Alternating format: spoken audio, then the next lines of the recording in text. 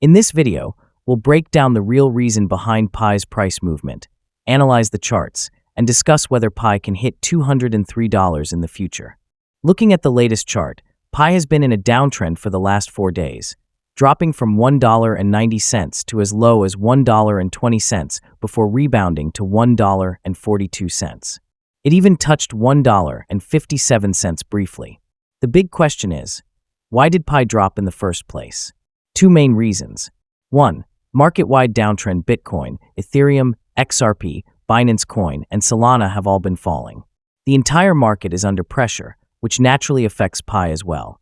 2. 480 million Pi unlocked. A massive supply of Pi coins has been unlocked and is now entering the market. Increased supply without immediate demand leads to price drops. Despite the price drop, there's an interesting trend in the market. The buy orders are still stronger than the sell orders.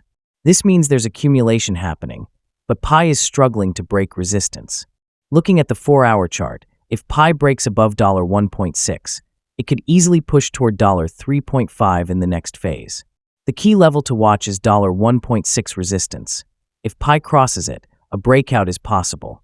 Now, about the big question, can Pi reach $203? For this to happen, Pi needs mass adoption, major exchange listings, and strong real-world use cases.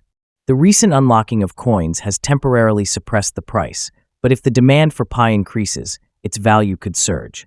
Long-term holders need to watch key price levels and market trends carefully. Pi is holding its ground despite market fluctuations. The coming days are crucial, and breaking resistance levels will determine its next move. What do you think? Can Pi skyrocket in the near future? Drop your thoughts in the comments.